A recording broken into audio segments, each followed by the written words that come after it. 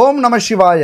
என் நண்பு ரிஷபராசி நண்பர்களுக்கும் தோழிகளுக்கும் பிள்ளைகளுக்கும் பெரியோர்களுக்கும் வணக்கம். ரிஷபராசி ரொம்ப ஒரு அற்புதமான அழகான ஒரு சந்தோஷமான வாழ்க்கையில எல்லாத்தையும் அனுபவிக்கணும். வாழ்க்கையில சந்தோஷம்தான் எப்பொழுதுமே நிலைக்கும். சந்தோஷமா இருந்தா எல்லாமே நல்லபடியா நடக்கும். சந்தோஷம்தான் வாழ்க்கைய ஆரோக்கியமா வச்சிருக்கும். இதெல்லாம் ரிஷபராசி கிட்ட தான் நம்ம பார்க்க முடியும். எவ்வளவு கஷ்டம், துன்பம், துயரம், ஒரு பிரச்சனைகள் வந்தாலும் அழகா சிரிச்சுக்கிட்டே அதை ஒரு நல்ல மனநிலையில ஆரோக்கியமான செயல்பாட்டால சமாளிச்சிருவீங்க. இதுக்கு முன்னாடி சொல்லியிருப்பாங்க, ரிஷபராசிக்கு லாப சனி வந்திருக்கு, தொழிலில் வேலையில சிறப்பா இருப்பீங்க, குடும்பத்துல சந்தோஷமா இருப்பீங்க அப்படின்னு. அப்படி இல்லாம இருக்கு, ஏன் இப்படி பொய் சொல்லிட்டு திரியுறீங்க அப்படின்னு கேட்டிருப்பீங்க. நிறைய பேர் சொல்லியிருப்பாங்க, நானும் சொல்லியிருக்கேன். ஆனா மண்டை மேல உள்ள கொண்டையை மறந்துட்டோம் அப்படிங்கிற மாதிரி ஒரு கிரகம் சிறப்பாக நடக்கணும், நம்ம வாழ்க்கைய முன்னேற்றத்துக்காக வருது அப்படின்னா ஒரு கிரகம் நமக்கு சவாலாக நம்மளை சோதிக்கிறதுக்காக வரும். அப்படி வந்த கிரகம் தான் லாப சனியாக சனி பகவான் வந்தாலும் அதே சனி பகவான் 3வது பார்வையாக ரிஷபராசியை பார்க்கிறார். அங்கதான் விவகாரமே இருக்கு. நல்லது நடந்துரும், உங்க வாழ்க்கையில கோடீஸ்வரன் ஆக போறீங்க, இனி எல்லாம் சுகமே என்னதான் சொன்னாலும் அதே சனிதான் 3வது பார்வையாக ராசியவும் ரிஷப ராசியவும் ரிஷப லக்னத்தையும் பார்த்து கொஞ்சம் இது எப்படி தெரியுமா, பிள்ளையவும் கிள்ளி விடுறது, தொட்டிலையும் ஆட்டுறது, நல்ல வாய்ப்புகளை கொடுத்து அதில் சவாலாக முன்னேறக்கூடிய ஒரு போராட்டத்தை கொடுத்திருக்கிறார். இங்கதான் நம்ம அலட்சியமா இருந்துட்டோம். எப்படி தொழில் சனி போச்சு, லாப சனி வந்திருக்கு, அப்ப எல்லாமே சரியா தான் நடக்கும், எதை வேணாலும் பண்ணலாம், எவ்வளவு முதலீடு வேணாலும் பண்ணலாம், எவ்வளவு வேணாலும் கடன் வாங்கலாம், நம்ம வீட்டில இருந்தாலும் வேலை பாட்டே நடக்கும்பா, வேலை செஞ்சுக்கிட்டு இருந்தாலும் ஆட்டோமேட்டிக்கா நமக்கு பதவி உயர்வு வரும், சம்பள உயர்வு வரும். ஏன்னா லாப சனி ஆச்சே. ஜோசியர்கள்லாம் ஆஹா ஓகோன்னு சொல்லியிருக்காங்களே, போகட்டும் வரும். இந்த அலட்சியம் தான் நம்மள இன்னைக்கு முட்டு சந்தில கொண்டு போய் விட்டுருக்கு அப்படின்னு சொல்லலாம். இன்னைக்கு பெரும் பிரச்சனைகள், பெரும் சிக்கலில், பெரும் கஷ்டத்தில், பெரும் துன்பத்தில், துயரத்தில் அனாதையாக்கப்பட்டிருக்கிறீர்கள். என் நண்பு ரிஷபராசி நண்பர்களும் தோழிகளும், உங்க வாழ்க்கையில நீங்க இப்ப மிகப்பெரிய சூழ்நிலை கைதியா சிக்கி இருக்கீங்க. என்ன செய்யறது அடுத்தது அப்படின்னு தெரியாமலே தவிச்சுக்கிட்டு இருக்கீங்க. பல சூழ்ச்சிகளின் பிடியில நீங்க இருக்கீங்க. இன்னைக்கு எப்படி தாவேகா தலைவர் நடிகர் விஜய் ஒரு மிகப்பெரிய சூழ்ச்சி வலையில சிக்கி தவிக்கிறாரோ, கட்சிக்கு அப்பாற்பட்டு நம்ம பேசிட்டு இருக்கோம். பார்க்குறவங்க எந்த கட்சியா இருந்தாலும் இருக்கலாம், அது இங்க பிரச்சனை இல்லை. ஆனா புதுசா ஒரு முயற்சி பண்ணி அதுல மிகப்பெரிய வெற்றியை அடையலாம் அப்படிங்கிற ஒரு நம்பிக்கையோட வெளியில வரும்போது பல சூழ்ச்சிகளால அவர் இன்னைக்கு முடங்கி கிடக்கிறார். இது அவருக்கு கட்சிகளால மட்டும் இல்ல, இந்த கிரகங்களாலும் நடத்தப்பட்ட ஒரு யுத்தம் தான் இது. இப்படித்தான் உங்க வாழ்க்கையும் இப்ப அமைஞ்சிருக்கு. என்ன செய்யறதுன்னே தெரியாம தவிச்சுக்கிட்டு இருக்கீங்க. 4 பக்கமும் உங்களை முடக்கிட்டாங்க, எல்லா வாய்ப்புகளும் நிராகரிக்கப்பட்டிருக்கு. அடுத்தது என்ன செய்யறது அப்படின்னு தெரியாம முடங்கி போயிருக்கீங்க, குழம்பி போயிருக்கீங்க. வாழ்க்கையில மிகப்பெரிய தோல்வியை சந்திச்சிட்டோமோ அப்படின்னு சோர்ந்து போயிருக்கீங்க. என் அன்பு நண்பர்களே, தோழிகளே, வாழ்க்கையில வெற்றியும் தோல்வியும் மாறி மாறி வர்றது இயற்கை அப்படின்னு புரிஞ்சுக்கணும். நம்ம வாழ்க்கையில எத்தனை சூழ்ச்சிகள் வேணாலும் நடக்கலாம், எத்தனை துரோகங்கள் வேணாலும் நடக்கலாம், எத்தனை கஷ்டங்கள் வேணாலும் வரலாம், எத்தனை துன்பங்கள் வேணாலும் நம்ம வாழ்க்கையில வந்துட்டு போகலாம். ஆனா என்னைக்குமே நம்ம கூட இருக்கிறது எது தெரியுமா, நம்முடைய தன்னம்பிக்கை தான், நம்முடைய நம்பிக்கை தான். அது உங்ககிட்ட இருக்கிற வரைக்கும் நீங்க கவலைப்பட வேண்டிய அவசியமே கிடையாது. சரி, இப்படிப்பட்ட ஒரு கால சூழ்நிலையில உங்களை சுத்தி சூழ்ச்சிகளும் துரோகங்களும் மிகப்பெரிய எதிரிகளும் உங்களை வீழ்த்த காத்துக்கிட்டு இருக்காங்க. சுத்து போட்டாங்க, என்ன வேணாலும் நடக்கலாம். ஆனா நீங்க என்ன செய்ய போறீங்க? முதல்ல ரிஷபராசிக்கு பலவீனம் என்ன? இதுதான் பலவீனம். நம்ம பாசிட்டிவா பேசிட்டு இருக்கிறது ரைட்டு, பாசிட்டிவா நிறைய பேசும், உங்களை பத்தி நல்ல விஷயங்கள், உங்கள்கிட்ட இருக்கிற நல்ல குணங்கள், நல்ல வலிமை, ஒரு பெருமை எல்லாமே நிறைய இருக்கு. ஆனா இங்க நெகட்டிவும் ரொம்ப முக்கியங்க. நெகட்டிவை தெரிஞ்சுக்கிட்டாதான் பாசிட்டிவை நம்ம பயன்படுத்த முடியும். நெகட்டிவ் இல்லாம பாசிட்டிவ் வராது. ஏன்னா கொரோனாவில் பாசிட்டிவ் வந்தா என்ன செய்வோம், மிரண்டுருவோம். செக்கப் போகும்போது கொரோனா பாசிட்டிவ் வந்துடக்கூடாது, நெகட்டிவ் வரணும் அப்படின்னு விரும்புவோம். எல்லாரும் விரும்பினது அதுதான். அப்ப நம்ம வாழ்க்கையில நெகட்டிவும் விரும்பின காலங்கள் உண்டு. ஒரு நோய்க்கு செக்அப் பண்ணோம் அப்படின்னா அங்க நெகட்டிவ் வரணும்னு நம்ம விரும்புவோம். குழந்தை இருக்குமா, குழந்தை இருக்கா இல்லையா, தள்ளி போயிருக்க அப்படின்னு செக்அப் பண்ணா அங்க பாசிட்டிவ் வரணும்னு எல்லாரும் விரும்புவோம். இங்கதான் நம்ம என்ன புரிஞ்சுக்கணும், இந்த பாசிட்டிவும் நெகட்டிவும் நம்ம வாழ்க்கையில மிக மிக முக்கியமானது. அதாவது வெற்றியும் தோல்வியும் மிக முக்கியமானது. இதுல தோல்வி சில நேரங்களில் கிடைக்கணும். இந்த நெகட்டிவ், இந்த நோய் செக்கப்ல நெகட்டிவ் கிடைக்கிறது மாதிரி வாழ்க்கையிலையும் நெகட்டிவ் திங்கிங்கை நம்ம புரிஞ்சுக்கணும். அதே திங்க் பண்ணிட்டு இருக்க கூடாது, அது மிகப்பெரிய நோயாயிடும். தோல்வியை நினைத்து வருந்தவும் கூடாது, தோல்வியால துவண்டு போகவும் கூடாது. இந்த நேரத்துல தான் 15 வருடத்துக்கு அப்புறம் குரு அதிசார பயிற்சியாக உச்ச வீட்டுக்கு பயிற்சி ஆகிறார். ஒரு நிமிஷம் கண்ணை மூடிட்டு பெருமூச்சு விடுங்க. ஏன்னா மிகப்பெரிய ஒரு அற்புதமான காலம், ஒரு பொற்காலம் அப்படின்னு சொல்லலாம். உச்ச வீட்டுல குரு போனாலே 100% இல்ல, நீங்க எதுல ஜெயிக்கணும், என்ன நினைக்கணும், எதுல சாதிக்கணும், எதுல தோத்தீங்க, எல்லாத்துலயும் மிகப்பெரிய பலன் உங்களுக்கு கிடைக்கும். இது மாதிரி ஒரு அமைப்பு கிடைக்கிறது ரொம்ப கஷ்டம். இன்னும் ஒரு 2 மாசத்துக்கு இந்த அமைப்பு இருக்கு. என்ன செய்யணும் இப்ப நீங்க? அதுதாங்க நான் சொன்னது மாதிரி முக்கியமான விஷயம். பொதுவாகவே உங்களுடைய குணம் என்ன அப்படின்னு நீங்க தெரிஞ்சுக்கணும். உங்களுக்கு இன்னொரு பக்கம் இருக்கு, எங்க பேரு மாணிக்கம், எங்களுக்கு இன்னொரு பேர் இருக்கு பாஷா. அப்படியான இன்னொரு பக்கத்தை நீங்க காட்ட வேண்டிய நேரம் இது. எப்பொழுதுமே அதிக உணர்ச்சி வசப்படக்கூடியவர்கள். கோபம் வந்தா என்ன செய்றீங்கன்னு உங்களுக்கே தெரியாது. தோல்வி வந்தா அதை ஏற்றுக்கொள்ளவே முடியாது. ஆனால் உங்களுக்கு ஒரு கெத்து இருக்கு, உங்களுக்குள்ளார ஒரு திறமை இருக்கு, உங்களுக்குள்ளார ஒரு பவர் இருக்கு. அது என்ன தெரியுமா? நினைத்ததை முடிப்பவர்கள் நீங்கள். யார் எதிர்த்தாலும் சோர்ந்து போகாம எதிர்த்தவங்களை மண்டியிட வைக்கக்கூடியவர்கள் நீங்கள். அதனால உங்க வாழ்க்கையில என்னைக்கா இருந்தாலும் தோத்து போக மாட்டீங்க. அப்ப வந்த தோல்வி தோல்வி இல்ல, ஒரு சின்ன தடைக்கல், ஒரு சின்ன தடை, ஒரு தடுமாற்றம். உலகமே சொல்லலாம் நீங்க தோத்து போயிட்டீங்க, ஓடி போயிடுங்க, காணா போயிடுங்க. இன்னைக்கு இது தோல்வி அல்ல, ஒரு சின்ன வேகத்தடை. நீங்க வேகமா போயிட்டு இருந்தீங்கல்ல, உங்களுடைய வளர்ச்சி மிக வேகமாக இருந்ததுல, அது வேலையிலையோ தொழிலையோ அத்தனை பேரையும் தூக்கி சாப்பிட்டுருப்பீங்க, மறந்துருப்பாங்க. எதிரிகள் கண்ணுக்கு அது குளுமையா இருந்திருக்காது, நெருப்பை கக்கி இருப்பாங்க, வயிற்றுல நெருப்பு எரிஞ்சிருக்கும். இப்படிப்பட்ட சூழ்நிலையில தான் இன்னைக்கு சூழ்ச்சிகளாலும் இந்த கிரகத்தின் அமைப்புகளாலும் ஒரு வேகத்தடையில மெதுவா போயிருந்தீங்கன்னா கொஞ்சம் தப்பிச்சிருப்பீங்க. வந்த வேகத்துல அந்த வேகத்தடையில ஏறும்போது ஒரு சின்ன தடுமாற்றம், கீழே விழுந்தாச்சு. நமக்கெல்லாம் கீழே விழுறது புதுசா என்ன? என்னைக்குமே புதுசு இல்லை. விழுந்து எழுந்திருச்சு அதை விட மிக வேகமாக ஓடக்கூடியவர்கள் உங்களுக்கு சொல்லிக் கொடுக்கணுமா என்ன? நாங்கெல்லாம் யாருங்க? இந்த பிரபஞ்சமே உங்களுக்கு கொடுத்திருக்கிற தகுதி அதுதான், உங்களுக்கு கொடுத்திருக்கிற பலம் அதுதான். ரொம்ப உற்சாகமா இருக்கணும் நீங்க, ரொம்ப பரபரப்பா இருக்கணும் நீங்க, ரொம்ப சுறுசுறுப்பா இருக்கணும் நீங்க. யார் எது பேசினாலும் எது சொன்னாலும் உங்களுக்கு தெரியும், இவர்கள் வீழ்த்த வந்தவர்கள், இவர்கள் வாழ்த்த வந்தவர்கள், இவர்கள் தூக்கிவிட வந்தவர்கள், இவர்கள் தடுக்கிவிட வந்தவர்கள். உங்களுக்கு தெரியும், உங்களுக்கு சொல்லிக் கொடுக்க வேண்டிய அவசியமே இல்லை. எத்தனை பிரச்சனை வரட்டுங்க, எத்தனை மனிதர்கள் மோதட்டும், அத்தனை பேரையும் லெஃப்ட்ல தள்ளிவிட்டு ரைட்ல உங்கள் பாதையை நோக்கி பயணித்துக் கொண்டிருப்பவர்கள் எப்பொழுதுமே இது. இந்த பிரபஞ்சம் இதுதான் உங்களுக்கு கொடுத்திருக்கிற விதி. நண்பர் ரிஷபராசி நண்பர்களுக்கு இந்த காலகட்டத்தில் என்ன பிரச்சனை? நல்லா தானே போயிட்டு இருந்தது, நல்லா தானே போகும்னு சொன்னீங்க, ஆனா எங்கெங்க பிரச்சனையாச்சு? அதுதான் குரு பகவான் 3வது வீட்டில இருந்து உங்களுடைய முயற்சிகளை நல்ல வழியில பயணிக்க வச்சாலும், நல்ல செயலை செய்ய வச்சாலும், நல்ல பாதையை காட்டினாலும், சனி பகவான் உங்களது ராசியை பார்த்து கொஞ்சம் எதுவுமே ஈஸியா கிடைச்சிடாது, எல்லாத்துக்குமே ஒரு போராட்டம் இருக்கணும்ல, எல்லாத்தையுமே போராடுனா தானே அதுல வெற்றி கிடைக்கும். ஈஸியா கிடைக்கிறது எதுவுமே நிலைக்காதுல்ல, கஷ்டமா கிடைக்கிறதான நம்ம பாதுகாத்து பொக்கிஷமா வச்சிருப்போம், அதுதானே நம்ம மதிப்போம். அதை உணர்த்த முயற்சி பண்ணும்போது தான் நாம் அங்க சிக்கிக்கிட்டோம். அதாவது சோர்ந்து போயிட்டோம், சோர்வாயிட்டோம், அலட்சியப்படுத்திட்டோம். நம்ம வாழ்க்கையில சிறப்பான காலகட்டம் இந்த 2.5 வருஷம். லாபசனி, 2ஆம் வீட்டுல குரு பகவான், தனம் பாக்கு குடும்பஸ்தானத்துல குரு பகவான் அப்படின்னு யோசிச்சுக்கிட்டு இருந்துட்டோம், அலட்சியமா இருந்துட்டோம். லாபசனியாக வந்தாலும் உங்களது ராசியை பார்த்து உங்களை எச்சரிக்கை கொடுத்திருக்கிறார். 2ஆம் வீட்டுல குரு பகவான் அமர்ந்து குடும்பத்துல பல குழப்பங்களை உண்டு செய்திருக்கிறார். உங்களுடைய மனசை குழப்பி இருப்பார், உங்களுடைய கௌரவத்தை சீண்டி இருப்பார், உங்களுடைய நல்ல ஒழுக்கத்தை சோதிச்சிருப்பார், சோதனை பண்ணியிருப்பார். நிறைய அவமானங்களை சந்திச்சிருப்பீங்களா, நிறைய கேலிக்கும் கிண்டலுக்கும் ஆளாகி இருப்பீங்களா, நம்பினவங்கள்ட்டே தோத்து போயிருப்பீங்களா, கூட இருந்தவங்களே துரோகம் பண்ணியிருப்பாங்களே. அதாவது நீங்க அவமானப்படணும், அசிங்கப்படணும், உங்க வாழ்க்கையில எங்க முன்னேறிடுவீங்களோ அப்படிங்கிற ஒரு பயம் அவங்களுக்கு இருந்தது. இப்ப சேர்ந்து கும்மி அடிக்கிறாங்களா? நான் அப்பவே சொன்னேன், எனக்கு அப்பவே தெரியும்,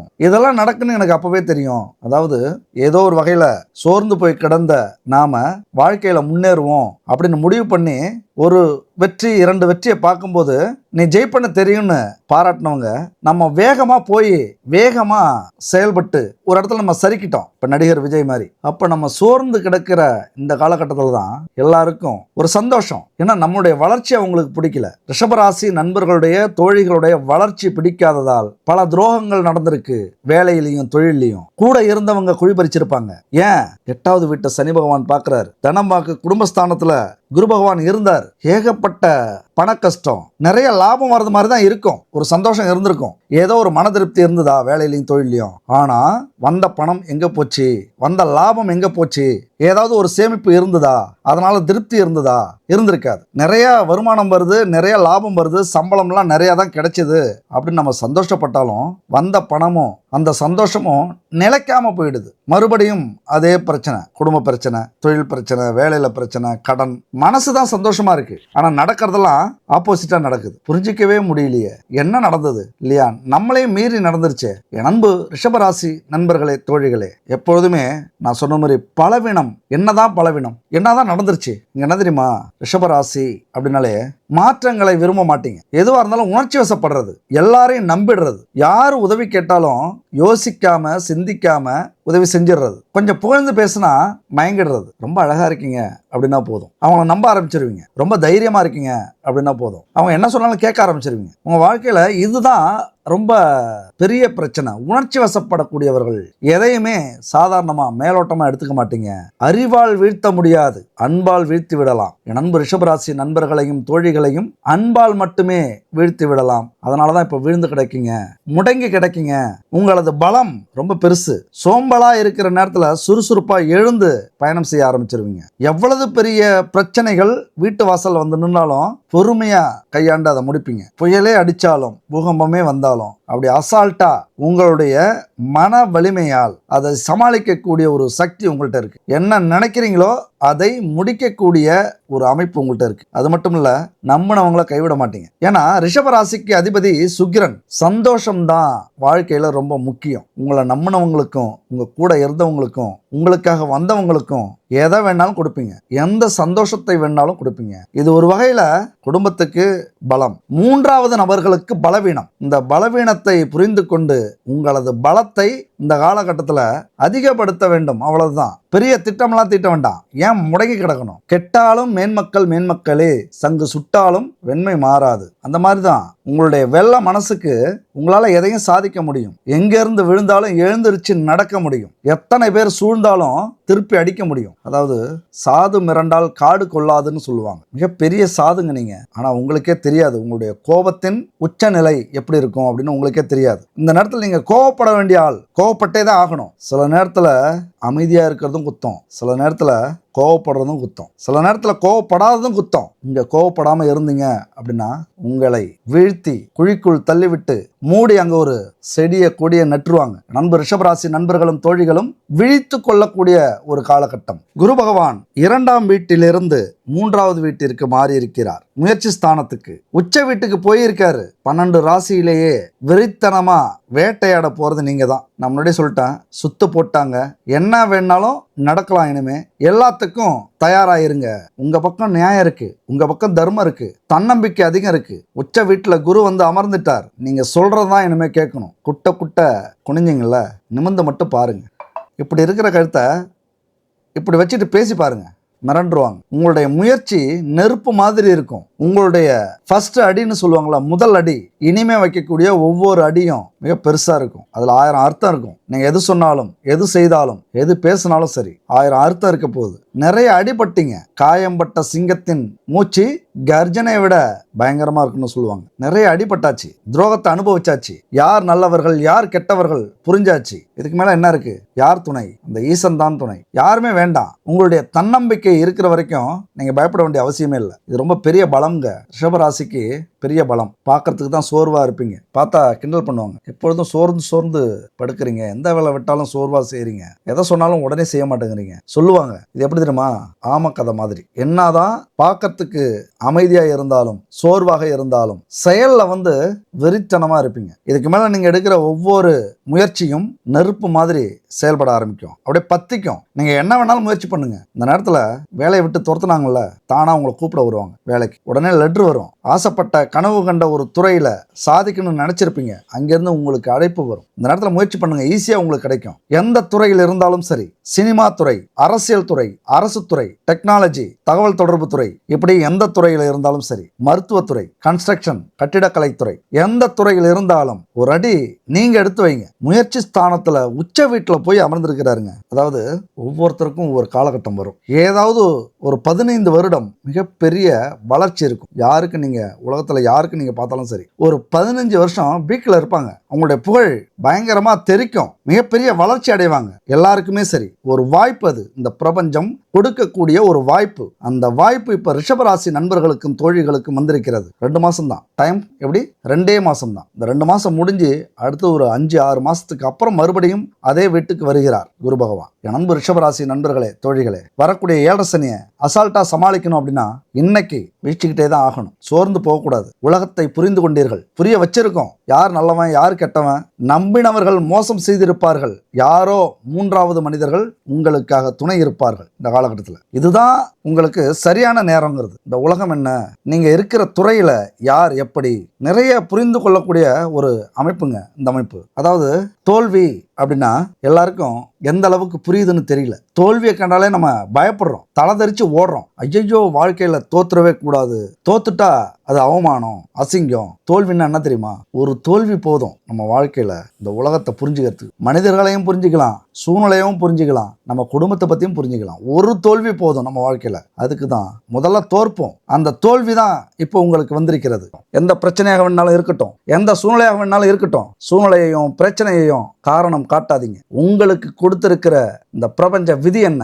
1000 யானைகள் எதிர்த்து வந்தாலும், 1000 யானைகள் சூழ்ந்து வந்தாலும் எதிர்த்து நிக்கிற சிங்கம் தான் இப்ப எங்க இருக்கீங்க, என்ன செஞ்சிட்டு இருக்கீங்க அப்படிங்கிறத நீங்க பாக்குறது ரொம்ப ரொம்ப அவசியமான ஒரு விஷயம். இந்த நேரத்தை விட்டுட்டீங்க அப்படின்னா உங்களை இந்த பிரபஞ்ச வரலாறு மறைத்து விடும், புறக்கணிச்சிரும். வரலாற்றுல இடம் பிடிக்கணும் அப்படின்னா அவ்வளவு சாதாரண விஷயமா?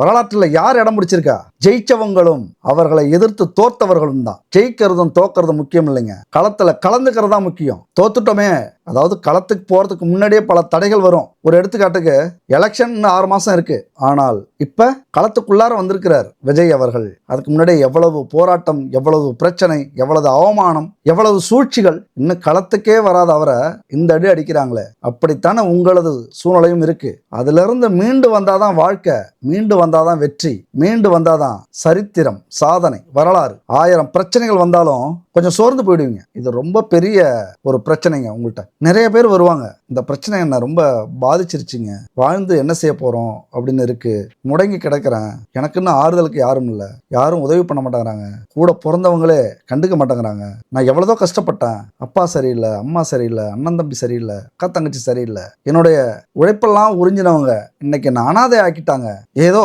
ஒரு ஆறுதலுக்காக உங்கள்கிட்ட வந்திருக்கேன் அப்படின்னு சொன்னவங்க நிறைய பேர். உங்களால முடியாது, இந்த உலகத்துல யாராலையும் முடியாது. யார் இருக்கா உங்களுக்கு? இந்த உலகமே இல்லைனாலும் பரவாயில்ல, முருகன் இருக்கிறார், சரவணன் இருக்கிறார், சண்முகன் இருக்கிறார், வேல்வேல் வெற்றிவேல். இந்த சூழ்நிலையில தன்னம்பிக்கையும் கொஞ்சம் சிந்தனையும் கொஞ்சம் முயற்சியும் இருந்ததுன்னா போதும். இந்த இடத்துல இருந்து உங்களால ஈஸியா ராக்கெட் மாதிரி வெளியில வந்து போயிட்டே இருக்க முடியும். உயர உயர உயர உயர போயிட்டே இருக்க முடியும். இந்த 3 விஷயம் தான். கிரக அமைப்பு இந்த காலகட்டத்தில் எப்படி இருக்கு? ரிஷபராசிக்கு 3வது வீட்டிலிருந்து புண்ணிய பார்வையாக எங்கு பார்க்கிறார்? உச்சம் பெற்ற குரு. இந்த குரு பகவான் உச்சம் பெற்ற இடத்திலிருந்து உங்களுக்காக நிற்க போகிறார், உங்களுக்கு துணையாக நிற்க போகிறார். மிகப்பெரிய பாக்கியம்ங்க இந்த ஒரு 2 மாசத்துல. என்னதான் சனி பகவான் அவருடைய கர்மாவை தர்மத்தின் வழியில நடத்திக்கிட்டு இருந்தாலும், குரு பகவான் அவருடைய நியாயமான வழியில உங்களுக்கு ஏதாவது கண்டிப்பா செய்யணும் அப்படிங்கிற நோக்கத்தோட ஒரு 2 மாசம் அப்படி உங்க வீட்டுக்கு வந்துட்டு போறார். அதாவது உங்களுடைய சுகஸ்தான வீட்டுக்கு,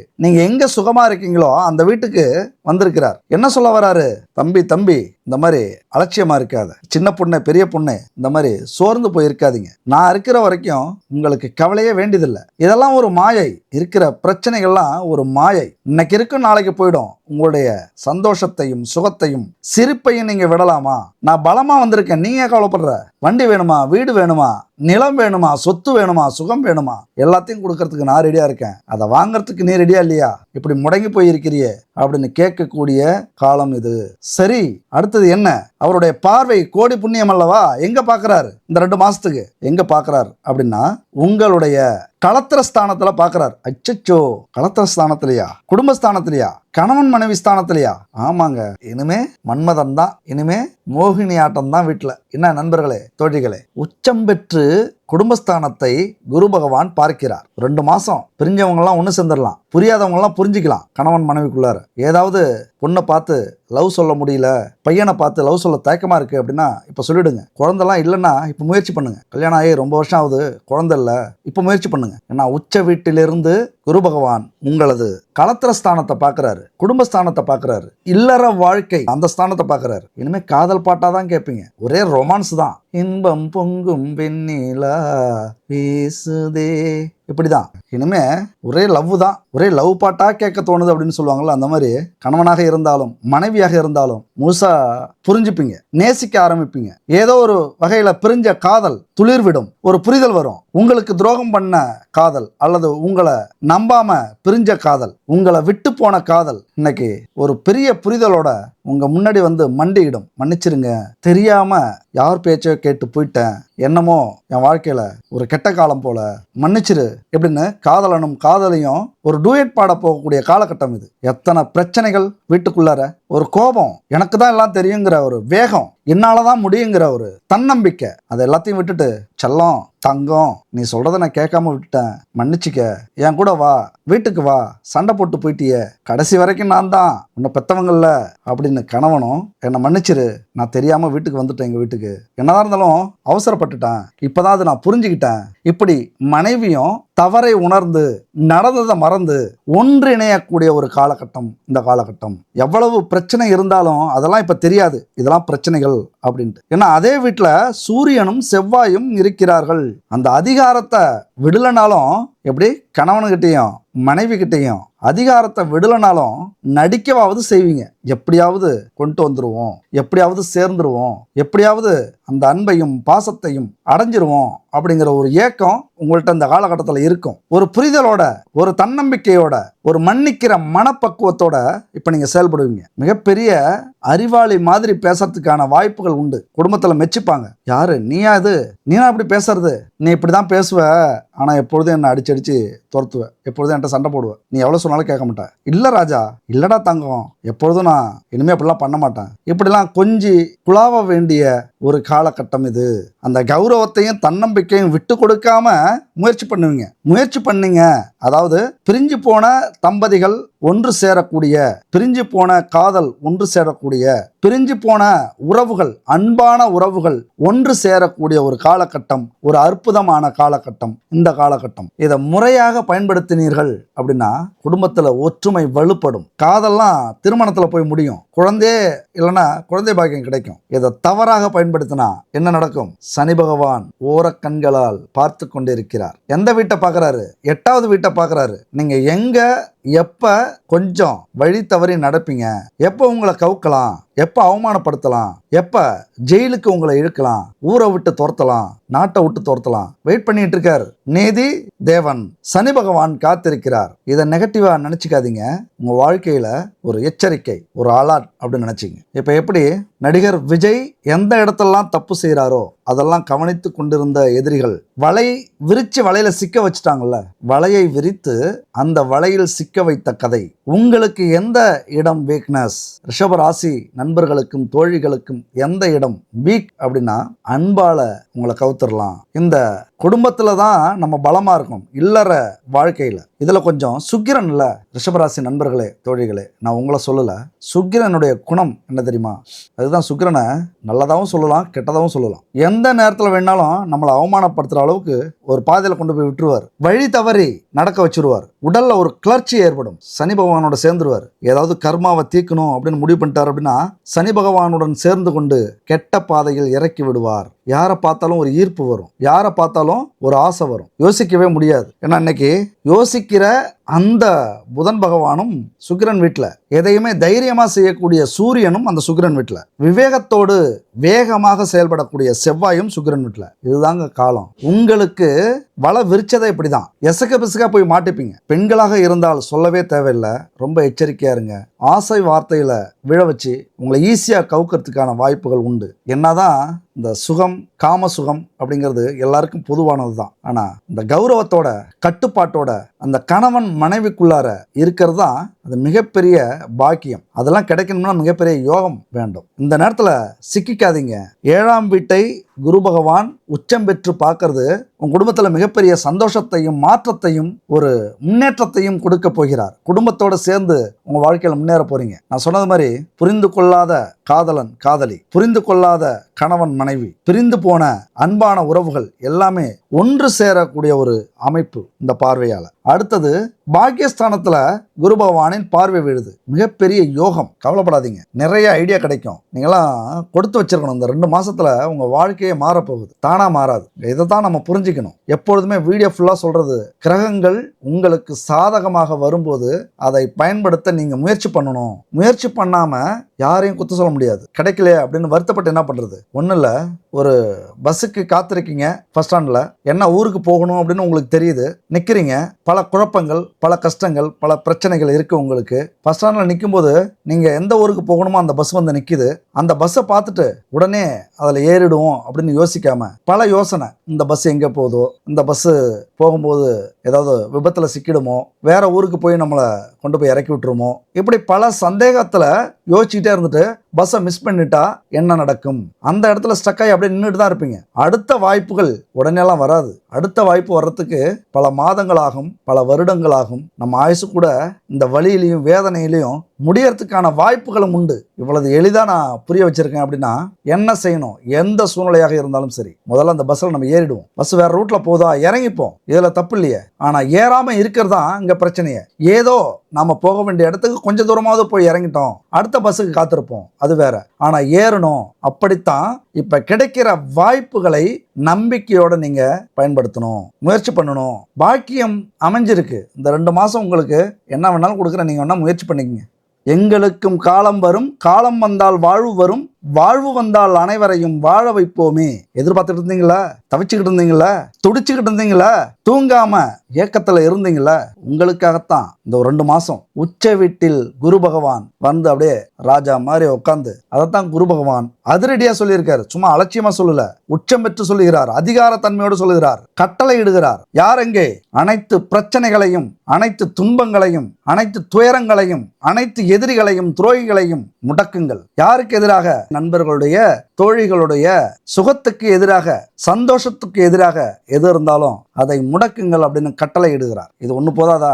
ரொம்ப அதிர்ஷ்டசாலிங்க. அத்தனை சூழ்நிலைகளுக்கும், அத்தனை விபத்துகளுக்கும் யாமிருக்க பயமேன் அப்படின்னு கேட்கிறாரு இந்த பாக்கியஸ்தானத்தை. அது மாதிரி அடுத்தது லாபஸ்தானத்தையும் குரு பகவான் இந்த 2 மாசத்துக்கு பாக்குறாருங்க. எவ்வளவு பெரிய யோகம் தெரியுமா? மூழ்கிக்கிட்டு இருக்கிற மனுஷனுக்கு ஒரு 2 நிமிஷம் கிடைச்சா எவ்வளவு பெரிய பாக்கியம் அது. உங்க வாழ்க்கையை இப்ப எதை நோக்கி பயணிக்குதுன்னே தெரியாம போயிட்டு இருக்கிற வாழ்க்கைக்கு 2 மாசம் கிடைச்சிருக்கு. ஒரு மிகப்பெரிய அற்புதமான வாய்ப்பு. நிறைய நீங்க முடிவெடுக்கலாம். கிடைக்கிற வருமானத்தை, கிடைக்கிற லாபத்தை எப்படி பயன்படுத்தணும், எதுக்கு பயன்படுத்தணும், எதை முன்னாடி பயன்படுத்தணும், இந்த 2 மாசத்துக்கு ரொம்ப உஷாராயிருங்க. எந்த பெரிய கடனாக இருந்தாலும், எவ்வளவு பெரிய பிரச்சனையாக இருந்தாலும், எவ்வளவு பெரிய நோயாக இருந்தாலும் அதையெல்லாம் தீர்க்கக்கூடிய ஒரு வலிமை இந்த 2 மாச குரு பார்வைக்கு உண்டு. லாப வீட்டுல குருவின் பார்வை விழுது. எதை இருந்தாலும், எந்த பிரச்சனையா இருந்தாலும் சமாளிக்கக்கூடிய ஒரே தகுதி எதுக்கு இருக்கு? பணம். அந்த பணமே மிகப்பெரிய லாபமாக உங்க வீட்டுக்கு வரப்போகுது. தைரியத்தோடையும் தன்னம்பிக்கையோடையும் செயல்படுங்க. தடைப்பட்ட பணம் வந்த உடனே ஓடி போயிடும்ல, இனிமே போகாது. ஒரு 2 மாசத்துக்கு போகாது. அதுக்கப்புறம் வழக்கம் போல அது போறதா இல்லையா அப்படின்னு நீங்க முடிவு பண்ணணும். இந்த நேரத்துல லாப சனியை பயன்படுத்துறது மாதிரி லாப குருவையும் பயன்படுத்தி கொள்ளுங்கள். குருனாலே பிரம்மாண்டம், பெருசு. அப்ப பெரிய பணம், பெரிய லாபம், பெரிய அதிர்ஷ்டம் இதெல்லாம் வரப்போகுது அப்படின்னு அர்த்தம். இங்க என்ன தெரியுமா? 3 விஷயம்தான். குடும்பத்துக்கு நேர்மையா இருங்க, தொழிலுக்கு நேர்மையா இருங்க, உங்களுக்கு நேர்மையா இருங்க. என் நண்பர் ரிஷபராசி நண்பர்களும் தோழிகளும் இந்த 3 விஷயத்தை இந்த 2 மாசத்துக்கு கடைபிடிக்கிறீங்க அப்படின்னா அது பழகிடும். உங்கள் வாழ்க்கை முழுவதும் அதை கடைபிடிப்பீர்கள். அடுத்தது என்ன? கொட்டி பறக்குதா அப்படின்னு தான் கேட்பாங்க. உங்களுடைய புகழும், உங்களுடைய பெருமையும், உங்களுடைய கௌரவமும் கொடி மாதிரி பறக்கும். காத்துல பறக்க கூடாது, கொடியாக பறக்கணும். காத்துல பறந்தா இது அப்படியே ஆப்போசிட்டா நம்ம சொல்லலாம். எல்லாமே உங்க கையில இருக்குங்க. நீங்க இன்னைக்கு முடிவெடுத்தீங்க அப்படின்னா அதுதான் உங்கள் வாழ்க்கை. உங்க கையில மேஜிக் டூல்ஸ் இருக்கு. கடவுள் சொல்லிட்டார், எப்படி வேணாலும் அதை பயன்படுத்திங்க.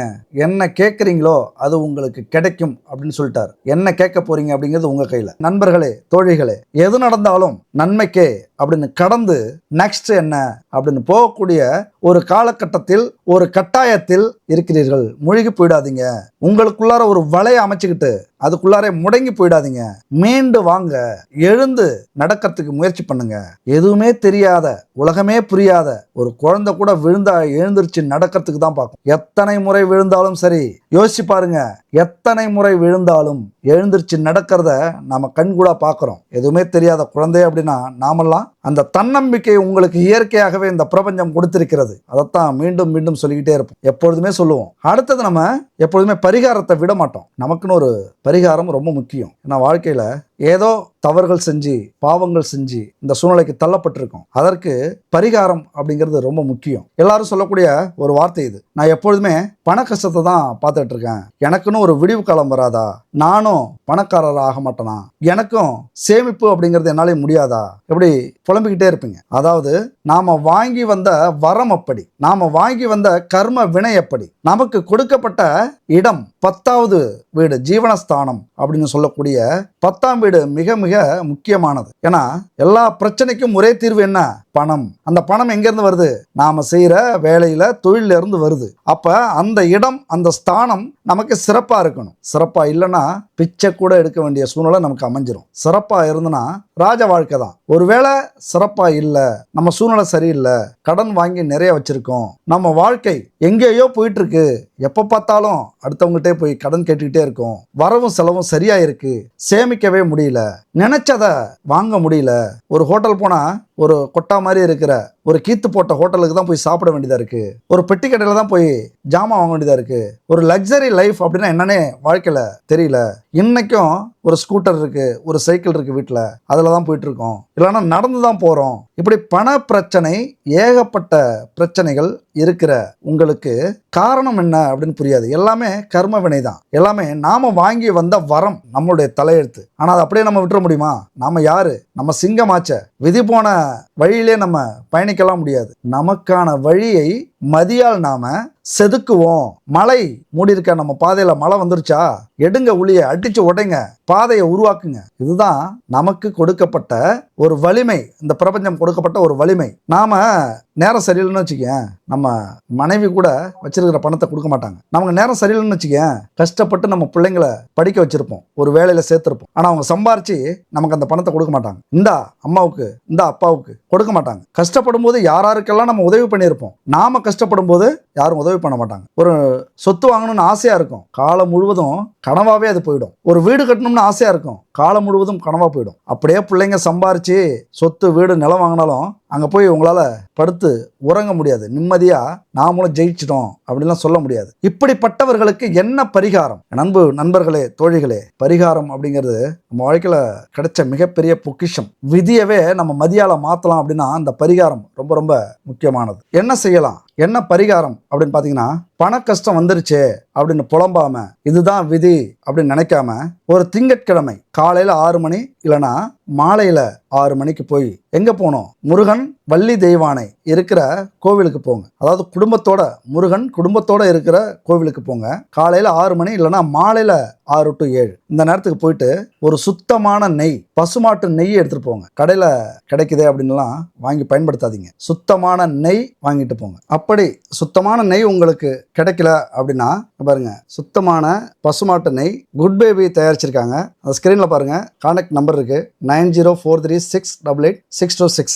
சுத்தமான பசுமாட்டு நெய், கலப்படம் இல்லாத நெய்ங்க. இந்த நெய் வந்து நீங்க எல்லாத்துக்கும் பயன்படுத்தலாம். அதாவது சாப்பாட்டுக்கும் சரி, கோவில் தீபத்துக்கும் சரி, சுத்தமான நெய். இந்த மாதிரி சுத்தமான நெய்யை பயன்படுத்தும் போது தான் பரிபூரணமான அருள் கிடைக்கும். நம்முடைய அந்த எதுக்கான பரிகாரம் செய்யறோமோ அந்த பரிகாரம் நமக்கு முழுசா கிடைக்கும். இது மட்டும் இல்லைங்க, இன்னொரு அற்புதமான ஒரு ப்ராடக்ட். ஏன்னா இப்போ மார்கழி மாதம், தை மாதம்லாம் வந்தாச்சு. நம்ம இனிமே நம்ம வீட்டு வாசல்ல டெய்லி இனிமேல் காலையில் எழுந்திரிச்சு கோலம் போடுவோம், பூஜை அறையில் கோலம் போடுவோம். ரொம்ப பரபரப்பாக இனிமேல் காலையில் எழுந்திரிச்சு கோலம் போடுற மக்களுக்கு, தமிழ்நாட்டு மக்களுக்கு ஒரு அற்புதமான ஒரு ப்ராடக்ட்டுங்க இது. நீங்கள் நிறைய நம்ம சேனலில் பார்த்துருப்பீங்க, நிறைய டைம் இதை சொல்லியிருக்கோம். இது வந்து பச்சரிசி மாவால் செய்யக்கூடிய கட்டி. இப்போ எல்லாரும் நம்ம டெய்லியும் அரைச்சி கோலம் போட முடியுமா, கோலம் போடுறதா அப்படின்னு மலைச்சிக்கிட்டு ஒரு பவுடரை வாங்கி கோலம் போட்டு போயிட்டுருக்கோம். எதுக்காக நம்ம கோலம் போடுறோமோ அதுக்கான புண்ணியம் நமக்கு கிடைக்கிறதில்ல. 1000 பேருக்கு அன்னதானம் செய்யக்கூடிய புண்ணியம் நமக்கு கிடைக்கும் இந்த பச்சரிசி மாவால் கோலம் போட்டோம் அப்படின்னா. இதுக்கு மேலே உங்களுக்கு கவலையே வேண்டியதில்லை. ரெடிமேடாகவே இந்த கோலமாவு கட்டி, பச்சரிசி மாவால் செய்யக்கூடிய கட்டி இருக்குது. அது மட்டும் இல்லைங்க, 9 பூஜை பொருட்கள் இதில் கலந்துருக்காங்க. குட் பேபி கான்டாக்ட் பண்ணி இதை வாங்கிக்கிங்க. மிக ஒரு அற்புதமான வரப்பிரசாதம். ஒரு கிலோ கட்டி வாங்கினீங்க அப்படின்னா எப்படியும் ஒரு 2-3 மாதத்துக்கு போதும். நீங்கள் விடுற அளவை பொறுத்து இருக்குது. வீட்லேயும் சரி, தொழில் இடத்துலையும் சரி, இதற்கான மகத்துவம் ஜோதிட ரீதியாக மிக பெருசுங்க. அன்னதானம் பண்ணுறதும், எறும்பு பூச்சிகள் சாப்பிட்றதுக்கு இந்த கோலம் விடுறதும் ஒன்று. அதாவது ஏழைகளுக்காக ஒரு சிறந்த பரிகாரம் அப்படிங்கிறது இந்த கோலமாவு கட்டி. சரி, இது மட்டும் இல்லை, பல பூஜை பொருட்கள் எங்கள்கிட்ட இருக்குது, உணவுப் பொருட்கள் இருக்குது, கலப்படம் இல்லாத மூலிகை கலந்த சத்து மாவு, weight loss powder, weight loss drink, குழந்தைகளுக்காக பல ப்ராடக்ட் இவங்கள்ட்ட இருக்குது. கான்டாக்ட் பண்ணி வாங்கிங்க. இந்த நெய்யை எடுத்துகிட்டு போங்க. எடுத்துகிட்டு போயிட்டு முருகன் தெய்வானை இருக்கிற முருகன் கோவிலுக்கு போயிட்டு நெய்யை ஊற்றி தீபம் ஏற்றுங்க. நீங்கள் அகல் விளக்கு எடுத்துகிட்டு போனாலும் சரி, அங்கே ஒரு விளக்கு இருந்துன்னா அங்கே ஊற்றி தீபம் ஏற்றுங்க. அந்த நெய்யை ஊற்றி தீபம் ஏற்றிட்டு முருகனுக்கு முன்னாடி அமருங்க. ஓம் ஸ்ரீம் சரவண பவ அப்படின்னு மந்திரம் சொல்ல, மனசுக்குள்ளார மந்திரத்தை சொல்லுங்க. 1 மணி நேரம் சொல்லுங்க. 6 to 7, காலையில இருந்தாலும் இருக்கலாம், மாலையில இருந்தாலும் இருக்கலாம். 1 மணி நேரம் இந்த மந்திரத்தை சொல்லிட்டு வாங்க. 27 திங்கட்கிழமை இது மாதிரி 1 மணி நேரம் நீங்க சொல்றீங்க அப்படின்னா உங்களுக்கு இருக்கிற பண கஷ்டம் இந்த 27 வாரத்துக்குள்ளார தீரும். அந்த முருகன் கண்டிப்பா தீர்ப்பார். இதெல்லாம் அனுபவபூர்வமா உணர்ந்திருக்கும். நிறைய பேர் இந்த பரிகாரத்தை சொல்லி அது செஞ்சு இந்த வாழ்க்கையில கடன் பிரச்சனையே தீர்ந்துருச்சு, பண பிரச்சனையே தீர்ந்துருச்சு. இன்னைக்கு 10 பவுன் வாங்கி வச்சிருக்கேன், இன்னைக்கு அந்த சொத்தை வாங்கணும், இன்னைக்கு இந்த வீடு கட்டணும், அந்த வாகனத்தை வாங்கணும், என் பிள்ளைங்களை ஜெகஜோதியா கட்டி கொடுத்தோம், ஊரே மெச்சிக்கிற அளவுக்கு இந்த சுப நிகழ்ச்சி பண்ணோம் அப்படின்னு நிறைய பேர் சொல்லியிருக்காங்க. ஒரு 27 வாரம் திங்கட்கிழமை காலை 6 to 7 இல்லைனா மாலை 6 to 7 இந்த மந்திரம் ஸ்கிரீன்ல இருக்கு பாருங்க. ஓம் ஸ்ரீம் சரவண பவ அப்படிங்கிற மந்திரத்தை 1 மணி நேரம் உச்சரிச்சுக்கிட்டே இருங்க. எழுந்து வந்துருங்க. இதெல்லாம் செஞ்சீங்க அப்படின்னா பண கஷ்டமே இருக்காது. அடுத்தது, ஒரு கோவில் இல்லை, நாங்கள் கிராமத்தில் இருக்கோம், அல்லது எங்களுக்கு இந்த முருகன் தெய்வான கோவில் ரொம்ப தூரமாக இருக்கு அப்படின்னா கவலையை விடுங்க. உங்க வீட்டில் முருகன் வள்ளி தெய்வான இருக்கிற போட்டோ வச்சுக்குங்க, மாலை போட்டுக்குங்க. வழக்கம் போல தீப தூப ஆராதனை செய்யுங்க. விளக்குல நம்ம சொன்ன மாதிரி சுத்தமான நெய், கலப்படம் இல்லாத நெய். அப்பதான் முழு பலனும் உங்களுக்கு கிடைக்கும். கடவுளை அலட்சியப்படுத்துறீங்க அப்படின்னா கண்டிப்பா அவரும் அலட்சியமா நமக்கு பலனை கொடுப்பார். நெய்யை ஊற்றி வீட்டில் இதே மாதிரியே 6 to 7 ஓம் ஸ்ரீம் சரவண பவ அப்படிங்கிற மந்திரத்தை உச்சரிங்க. 27 வாரம். இதுக்கெல்லாம் நீங்க மலைச்சிங்க அப்படின்னா இதுதான் விதிக்கப்பட்ட விதி அப்படின்னு வாழ்ந்துட்டு போகணும். உங்களுக்கு நல்ல நேரம் பொற்காலம் ஆரம்பிச்சிருச்சு அப்படின்னா இதை செய்ய ஆரம்பிச்சிருவீங்க. உங்களுக்கு நேரம் இன்னும் வரல, நல்ல காலம் இன்னும் வரல, உங்களுடைய சுய ஜாதகத்துல இந்த கிரக அமைப்புகள்லாம் சரியில்லை அப்படின்னா இதை நீங்க ஆரம்பிக்க மாட்டீங்க. இது பெரிய கஷ்டமே இல்லை, உங்களுக்கே தெரியும். உங்களுக்கு பொற்காலம் ஆரம்பிச்சிருச்சு அப்படின்னா இதை கண்டிப்பா இந்த பரிகாரத்தை செய்வீங்க. நல்லா ஞாபகம் வச்சுங்க. சுத்தமான கலப்படம் இல்லாத பசுமாட்டு நெய் கொண்டு தீபம் ஏத்துங்க. வாழ்க்கை அப்படிங்கிறது மீண்டு வரக்கூடியது. ஒவ்வொரு காலகட்டத்திலையும் நீங்க மீண்டு வந்ததுடைய மிச்சம்தான் இந்த வாழ்க்கை. எத்தனையோ போராட்டங்கள், பிறந்ததிலிருந்து அதுக்கு முன்னாடி கருவிலிருந்து பல போராட்டங்கள், பேசுறதுக்கு முயற்சி பண்ணது, நடக்கிறதுக்கு முயற்சி பண்றது, ஸ்கூல்ல பாஸ் பண்றதுக்கு முயற்சி பண்றது, வேலை தேடுறதுக்கு முயற்சி பண்றது, வேலையில முன்னேறதுக்கு முயற்சி பண்றது, இப்படி படிப்படியா போராட்டங்களை சந்தித்து வந்து கொண்டிருந்த உங்களுக்கு இந்த தோல்வி கண்டிப்பா மீண்டு எழ முடியும் அப்படிங்கிறத உங்களோட இயல்பு இந்த பிரபஞ்சம் கொடுத்திருக்கிற ஒரு அருள் கொடை அப்படின்னு சொல்லலாம். அதனால மீண்டு வந்ததால தான் இந்த வாழ்க்கை. அதனால மீண்டு வந்தீங்க அப்படின்னா மிகப்பெரிய வாழ்க்கை உங்களுக்காக காத்திருக்கு. தோல்வியிலிருந்து மீண்டு வந்தாதான் சாதனை. வாழ்க்கை என்பது வியாபாரம், வரும் ஜனனம் என்பது வரவாகும், அதில் மரணம் என்பது செலவாகும், போனால் போகட்டும் போடா. இந்த மாதிரி சொல்றதுக்கு நீங்க சிவாஜி இல்லைங்க, யாரு?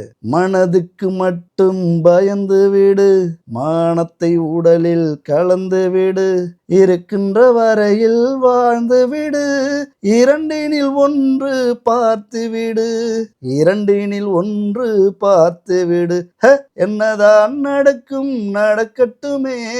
யாரு? போனால் போகட்டும் போடான்னு சொல்றதுக்கு சிவாஜி இல்ல, என்னதான் நடக்கும் நடக்கட்டுமே, இரண்டினில் ஒன்று பார்த்து விடக்கூடிய எம்ஜிஆருங்க. நீங்க கண்டிப்பா உங்க வாழ்க்கையில மிகப்பெரிய வெற்றியையும் சாதனையும் வரலாறையும் படைப்பீங்க அப்படின்னு இந்த வீடியோவை இதோட முடிச்சுக்கிறோம். அடுத்த வீடியோல, அற்புதமான வீடியோல உங்களை சந்திப்போம். நன்றி, வணக்கம்.